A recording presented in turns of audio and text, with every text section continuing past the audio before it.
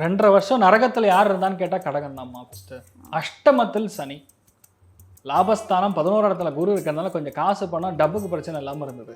கடகராசியில் பிறந்தவன் ஊரை மாற்றிட்டிங்கன்னா சேஃபு. நீங்கள் இருக்கக்கூடிய இடத்துலேருந்து கண்டிப்பாக மாறுற மாதிரி வரணும்.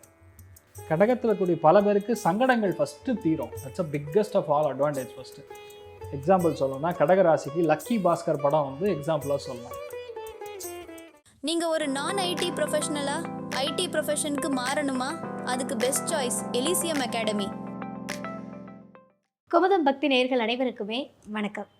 இந்த 2025 குரு பெயர்ச்சி எப்படி இருக்க போது, யாருக்கெல்லாம் என்னென்ன நன்மைகள் நடக்க போகுது அப்படின்றத நம்ம கூட பகிர்ந்துக்கிறதுக்காக வந்திருக்கிறாங்க டாக்டர் ஆச்சாரியா ஹரிஸ் ராமன் சார். அவங்க தான். வாங்க அவங்க கூட சேர்ந்து நிறைய விஷயங்களை கேட்டு தெரிஞ்சுக்கலாம். சார் வணக்கம். வணக்கம்மா, நமஸ்காரம். குமுதம் பக்தி நேயர்களுக்கும் வரதராஜன் சார் அவர்களுக்கும் இனிய வணக்கங்கள், வாழ்த்துக்கள். நிறைய நல்ல விஷயங்கள் நடக்கட்டும். தீர்க்க ஆயுஷோட சந்தோஷத்தோட இந்த குரு பயிற்சிக்கு அப்புறம் வாழ்நாள் எல்லாமே மாறணும்னு சொல்லி நம்மளும் வேண்டிக்கலாம். Super sir, super sir. Sir இப்போ வந்து 2025 குரு பயிற்சி ஸ்டார்ட் ஆக போகுது. ஸோ இந்த குரு பயிற்சியோட காமனான பலன்கள் சொல்லிடுங்க. அதுக்கப்புறமா நம்ம ஒவ்வொரு ராசிக்காரங்களுக்கும் எப்படி இருக்குன்றத தெளிவாக எக்ஸ்பிளைன். கண்டிப்பாம்மா. அர்த்திகல்பித கல்போயம் பிரத்யர்த்தி கஜகேசரி வியாச தீர்த்த குருர் பூயா தஸ்மதிஷ்டார்த்த சித்தையே. அதாவது குரு அப்படிங்கக்கூடிய ஒரு கிரகம் முழுக்க முழுக்க ஒரு சுபத்துவம், அதாவது முழுக்க முழுக்க சுப கிரகம்னு சொல்லலாம். 100% பாசிட்டிவான ரிசல்ட் மட்டுமே கொடுக்கக்கூடிய ஒரு கிரகமாக குரு இருக்கப்படுது. ரொம்ப அதிர்ஷ்டம் கொடுக்கும். ஆக்சுவலாக அந்த குரு ஒரு ஜாதகத்தில் நல்லா அமைஞ்சிட்டாங்கன்னா லைஃப் செட்டு. ஆக்சுவலாக ஒரு ஜாதகத்தில் குரு நல்லா பிளேஸ் ஆச்சுன்னா அதிர்ஷ்டம் நிறைய கொடுக்கும். அதே மாதிரி யார் ஜாதகத்தில் குரு எப்படி பிளேஸ் ஆகிருக்கோ அதுக்கு தகுந்த மாதிரி அதிர்ஷ்டம். எக்ஸாம்பிள், ஒரு பெண்ணுடைய ஜாதகத்தில் குரு நல்லா இருந்ததுன்னா வரக்கூடிய ஆம்பளையான் வந்து நல்ல அதிர்ஷ்டமான ஆள்னு அர்த்தம். இப்போ வரக்கூடிய பையன் வந்து ரொம்ப அதிர்ஷ்டமான ஒரு பையன், அவருடைய லைஃப் நல்லா இருக்கும். இந்த மாதிரி நிறைய விஷயங்கள் சொல்லலாம். பெண்ணினால் அதிர்ஷ்டம் பையனுக்கு ஏற்படுமானா குரு நல்லா இருந்தால் பெண்ணினால் பையனுக்கு அதிர்ஷ்டம் ஏற்படும். அதே மாதிரி பையனுக்கு சுக்கிரன் நல்லா இருந்ததுன்னு வைங்க, அந்த பெண்ணுக்கு ரொம்ப அதிர்ஷ்டம். போகக்கூடிய பொண்ணு எப்பவுமே லக்ஸுரியாக சந்தோஷமாக ஜாலியாக கொஞ்சம் சோம்பேறித்தனமாக, அதுவும் வந்து ஒரு கலவையாக சந்தோஷம் இருக்கக்கூடிய ஒரு பிராப்தம். ஸோ குருங்கிறது முழுக்க முழுக்க நல்ல விஷயங்களை மட்டுமே கொடுக்கும். அதே மாதிரி குரு பலன் வந்தால் தான் ஜாதகத்தில் குழந்தை பிராப்தம் ஏற்படும். குரு பலன் இருந்தால் தான் கல்யாணம் ஏற்படும். குரு பலன் இருந்தால் தான் குழந்தைக்கு மொட்டை அடிப்பீங்க. குரு பலன் இருந்தால் தான் காது குத்துவீங்க. இந்த மாதிரி நிறைய விஷயங்கள் குருவோட சிங்க்ரனைஸ் ஆகி போயின்னு இருக்கும். ஒரு வருஷமாக குரு வந்து மாற்றத்தை கொடுத்துட்ருக்கோம். பொதுவாக இந்த வருஷம் பார்த்திங்கன்னா மே மாதம் 15ஆம் தேதி 2025 குரு பயிற்சி நடக்கிறது. ரிஷபத்திலிருந்து குரு மிதுனத்துக்கு போக போகிறது. இட்ஸ் அ ஜாக்பாட் டைமிங்னு சொல்லலாம் பேசிக்கலாக. ஏன்னா குரு பயிற்சி நல்லது பண்ணுமானா 100% நல்லது பண்ணும். இவ்வளோ நாள் வந்து ரிஷபத்தில் சுக்கிரனுடைய வீட்டில் குரு இருக்கிறது அப்படிங்கிறது நிறைய நல்ல விஷயங்களும் சுபகாரியங்களும் ஆடம்பரமான செலவுகள் பண்ண வச்சாலுமே பெண்கள் நிறையா பேருக்கு ஹெல்த் இஷ்யூ வந்திருக்கும். நீங்கள் இல்லைன்னு கமெண்ட் பண்ண சொல்லுங்கள். 100% பெண்கள் நிறைய பேருக்கு ஹெல்த் இஷ்யூ வந்திருக்கும். நிறைய பேருக்கு தேவையில்லாத ப்ராப்ளம்ஸு, இந்த மாதிரி நிறைய விஷயங்கள் வந்து. ஏன்னா இது வந்து சுக்கிரனுங்கிறது அசுராதிபதி, குருங்கிறது தேவாதிபதி. இப்படி தான் நம்ம எடுத்துப்போம். அப்படி ஸ்ட்ரெயிட் ஆப்போசிட் எனிமீஸ் 2 பேரும் உட்காந்துருந்தா எப்படி இருக்கும்? அப்போ நான் பண்ணுவேன்னா நான் பெரியவனா நீ பெரியவனாங்கிற ஒரு ஈகோ கிளாஷ் மாதிரி அதை பெரிய அளவுக்கு ஒரு நன்மை பண்ணுமானா 50-50 தான். ஆனால் என்னென்னா கெடுக்கலை யாரையும். ஆனால் ஹெல்த்தை வந்து கண்டிப்பாக ஸ்பாயில் பண்ணியிருக்கோம். நீங்கள் பார்த்தீங்கன்னா ரிஷபம் கன்னி மகரத்துக்கு ஹெல்த் பயங்கரமாக பிரச்சனை கொடுத்துருக்கோம் லாஸ்ட் 1.5 வருஷத்தில். அந்தளவுக்கு ப்ராப்ளம் லைஃப்பில் எதெல்லாம் பக்கத்தில் போய் தள்ளி போயக்கூடிய நிலைமைகளில் நிறைய பேருக்கு நடந்திருக்கும். பட் இப்போ நடக்கிறது என்ன, வெரி பாசிட்டிவான டைம் ஃப்ரம். ஏன்னா குரு அப்படிங்கக்கூடிய ஒரு சுபத்துவம் பெற்ற முழுக்க 100% முழு நிலவை போல் இருக்கக்கூடிய ஒரு ஒளி, அந்தளவுக்கு குருவுடைய அனுகிரகம் இருக்குது. அந்த குரு போய் மிதுனத்தில் உட்கார போகிறதுனா லைஃப் மாறப்போகிறது.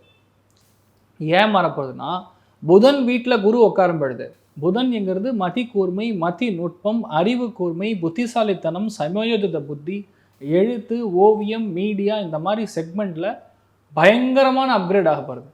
இப்போ நீங்கள் யூஸ் பண்ணக்கூடிய லென்ஸு கேமராலாம் தூக்கி போட்டு புதுசு பார்க்கக்கூடிய அளவுக்கு சில விஷயங்கள் மாறும். டெக்னாலஜி வந்து நீங்கள் எதிர்பார்க்குறதுலாம் இல்லை, அந்த லெவலில் இல்லை, into 10 times வளர்ச்சி கொடுக்கும்.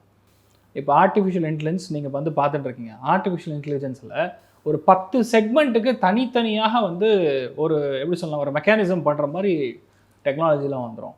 ஒரே ஷாட்டில் ஒரு 25 கேமரா ஆப்ரேட் பண்ணுற மாதிரி, ஒரே இடத்துல வந்து 10 விஷயத்த 10 விதமான டிஃப்ரென்சியேஷனில் பண்ணுற மாதிரி, இவ்வளோ அளவுக்கு வைட் ரேஞ்சில் குரு மாற்றத்தை கொண்டு வந்துடுவார். காலபுருஷனுக்கு 3ஆம் வீடுனா உடம்புல பீனியல் கிளாண்டுன்னு சொல்லுவோம், பிச்சூட்ரி கிளாண்டுன்னு சொல்லுவோம். அது என்னென்னா குழந்தைகள் இருக்கக்கூடிய மனலம் சம்பந்தப்பட்ட பாதிப்பு, ஆட்டிசம், ஏடிஹெச்டி, ஸ்கிசோஃபீனியா, இந்த மாதிரி ஃபோபியா எந்த விதங்களில் எந்த செக்மெண்ட்ல இருந்தாலும் அது அத்தனைக்கும் மருந்து கண்டுபிடிக்க போகிறாங்க. அது எல்லாமே வரும். குழந்தைகளுக்கு பேசிக்கலாக படிப்பு சம்பந்தப்பட்ட விஷயங்கள் இருக்கக்கூடிய தடைகள், குழந்தைகளுடைய மனநலம் பாதிப்பு இருக்கக்கூடிய தடைகள் எல்லாத்துலேயுமே ஒரு கிளியர் கட்டாக ஒரு மெடிசன் மூலியமாக சொல்யூஷன் வரப்போகுது. இன்ஃபேக்ட் ஓப்பனாக சொன்னால் படிப்பு இனிமேல் ரொம்ப ஈஸியாகிடும். ஒர்க் ஃப்ரம் ஹோமுங்கிற மாதிரி ஒர்க் ஃப்ரம் ஹவுஸுங்கிற மாதிரி போயிடும். இனிமேல் ஹோமுங்கிறது படிக்கிறே வீட்டில் உட்காந்து படிக்கலாம். அந்த மாதிரி ஒரு ஈஸியான சொல்யூஷன் வந்து இந்த குரு மாற்றத்தை கொடுக்கும். அதே மாதிரி ஸ்டாக் மார்க்கெட்டு, ஸ்டாக் எக்ஸ்சேஞ்ச் எல்லாம் நல்ல முன்னேற்றங்கள் தாராளமாக கொடுத்துட்டுருக்கோம். நிறைய பேருக்கு என்னென்னா அவங்க லைஃபே அப்டேட் ஆகக்கூடிய தருணங்கள் வந்துடும். சகோதர சகோதரிகள், டாக்குமெண்டேஷனு இதெல்லாமே இனி ஈஸியாக நடக்கும். இனிமேல் டேரெக்டாக போய் பத்திரப்பதிவு, டேரெக்டாக போய் வந்து இது கொடுக்கறது, அதாவது எதுக்குமே டேரெக்டாக போய் அப்ளை பண்ணாமல் எல்லாமே ஆன்லைனில் வந்துடும். இதெல்லாம் பயங்கர அட்வான்ஸ்டு. இந்த அட்வான்ஸ் நம்ம யாருமே அதாவது யூகிக்கக்கூடிய முடியாது. அந்த அளவுக்கு குரு வந்து மாற்றத்தை கண்டிப்பாக கொண்டு வருங்கிறது நீங்கள் தாராளமாக எடுத்துக்கலாம். ஸோ குரு பயிற்சிங்கிறது நிறைய நல்ல விஷயங்களை தான் பண்ணும், பயப்பட வேண்டியது. அடுத்ததாக பார்த்தீங்கன்னா கடகராசிக்காரங்க. கடகராசிக்காரங்களுக்கு வந்து இந்த 2025 குரு பயிற்சி என்னென்ன மாதிரியான பலன்கள்லாம் கொடுக்கும் சார்? 2.5 வருஷம் நரகத்தில் யார் இருந்தான்னு கேட்டால் கடகம் தான்மா. ஃபஸ்ட்டு அஷ்டமத்தில் சனி, லாபஸ்தானம் 11 இடத்துல குரு இருக்கிறதுனால கொஞ்சம் காசு பணம் டப்புக்கு பிரச்சனை இல்லாமல் இருந்தது. அஷ்டம சனி விலகுவதுங்கிறது கடகத்துக்கு ஒரு யோகம். ஃபஸ்ட்டு அதை தான் நம்ம பேசணும். குரு பயிற்சியில் சனி பேசாமல் இருக்க முடியாது. ஏன்னா கிரகம் அப்படிங்கிறது பிளானட்டோடைய டிரான்சிட்டை வச்சு நம்ம கணிக்கணும். வெறும் குரு பயிற்சி மட்டும் கிடையாது, மற்ற 3 கிரகங்கள் வருடாந்த கிரகங்களை வச்சு நம்ம கனெக்ட் பண்ணாமல் எதுவுமே பண்ண முடியாது. ஸோ கடகத்துக்கு பார்க்கும்போது ரொம்ப முக்கியமாக பாக்யஸ்தானத்துக்கு போய் சனி உட்கார போகிறார். அஷ்டமஸ்தானத்துக்கு ராகு வர போகிறார். ராகு அஷ்டமஸ்தானத்துக்கு வர்றாருனாவே வீட்டில் பெரியவங்களுடைய ஹெல்த்து, உங்கள் ஹெல்த்து இதெல்லாம் பார்த்துக்கணும். 8ஆம் இடம் அப்படின்னா இரவு, ராகுனா முழுக்க முழுக்க இரவு, ராகுனா இருள், பேசிக்கலாக ஷேடி இருள்னு சொல்லலாம். அப்போ கண்டிப்பாக யாரும் தப்பு காரியங்களில் தயவுசெய்து இன்வால்வ் ஆகக்கூடாது. ஏன்னா திரிகோணத்தில் கரெக்டாக குரு போய் உட்கார போகிறார். 8ஆம் இடத்துல ராகு, விரயஸ்தானத்தில் குரு உட்கார்றாரு. குரு பார்வை ராகு மேலே இருக்கிறதுனால தப்பிச்சிக்குது. பெரிய பாதிப்பு, நம்மளை தூக்கி சாப்பிட்றோம் அப்படிங்கிற நிலைமைகள் இல்லாமல் கண்டிப்பாக தப்பிப்பாங்க. பட் நிறையா சுப விரயங்கள் ஏற்படும். குழந்தைகளுக்காக, வண்டி வாகனங்கள் மாற்றத்திற்காக, நிறைய ஆக்சசரிஸில் பிரச்சனை வர்றது, இந்த மாதிரி விஷயங்கள்லாம் மாற்றக்கூடிய வாய்ப்புகள். அதாவது கடகத்தில் பிறந்தவங்களுக்கு ரொம்ப முக்கியமாக பார்க்க வேண்டியது என்னென்னா, இந்த நகை கடன் போட்டக்கூடிய அட்டை, சீட்டு போட்டிருந்தீங்கன்னா அந்த அட்டை, அதே மாதிரி ரெசிடென்சி கார்டு, அதாவது ஃபாரின் இருந்தாங்கன்னா அந்த கார்டுன்னு ஒன்று இருக்கும், அது ஒன்று. 2வது ஆதார் கார்டு, அதுக்கப்புறம் ஓட்டர் ஐடி கார்டு, அதுக்கப்புறம் வீட்டு பத்திரம், பாஸ்போர்ட்டு, டிக்கெட்டு, இது கண்டிப்பாக ஒரு முறையாக காணாமல் போகும் அடுத்த 1 வருஷத்தில். அப்போ நீங்கள் முடிஞ்ச அளவுக்கு அதை கரெக்டாக சேஃப்கார்ட் பண்ணிக்கிறது நல்லது. இல்லைன்னா என்ன தெரியுமா, இவங்க இதே டேபிளில் உட்காந்துருக்கோமோ இதே டேபிள்குள்ளே தான் ஒழிஞ்சிருக்கும், ஆனால் 1 வருஷத்துக்கு கண்ணில் படாது.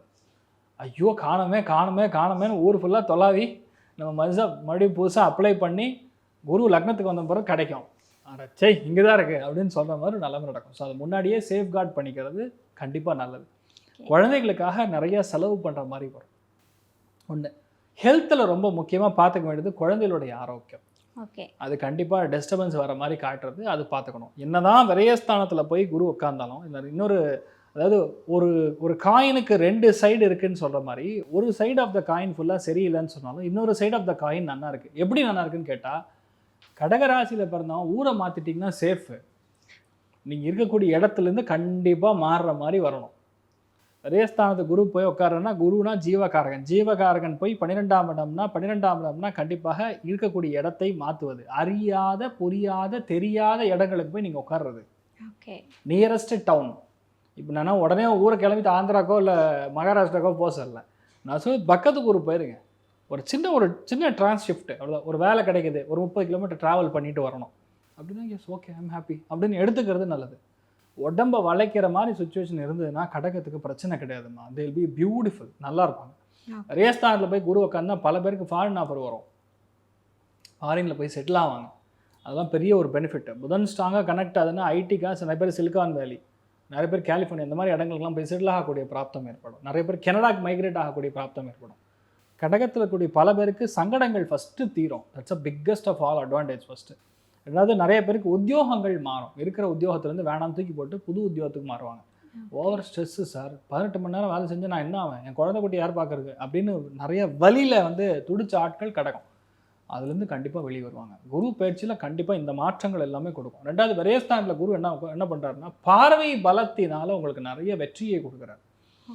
ஏன்னா 8ஆம் இடத்துக்கு குரு பார்வை, 6ஆம் இடத்துக்கு குரு பார்வை, 4ஆம் இடத்துக்கு குரு பார்வை. அப்போ வீடு கட்டுறது, நிலம் வாங்குறது, புது இன்வெஸ்ட்மெண்ட் போடுறது, படிப்புக்காக இன்வெஸ்ட்மெண்ட் பண்ணுறது, அம்மாவுடைய பெரிய ஒரு ஆதரவுக்காக நீங்கள் இன்வெஸ்ட்மெண்ட் பண்ணுறது, அம்மா மூலியமாக சொத்துக்கள் வருவது, கடன் தீருவது, கூட இருக்கக்கூடிய ஆட்கள் சதியில் போய் நம்ம சிக்கின்றதுன்னா அந்த சதியிலேருந்து வெளியே வர்றது. இன்ஃபேக்ட் என்னென்னா 4-5 பேர் மேலே இருப்பாங்க.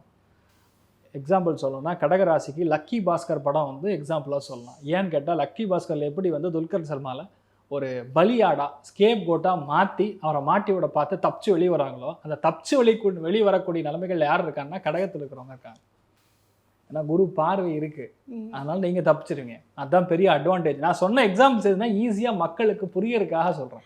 ஸோ பேசிக்கலி டைம் ஜோன் வந்து அவங்களுக்கு நல்லா இருக்குன்னே சொல்லலாம்.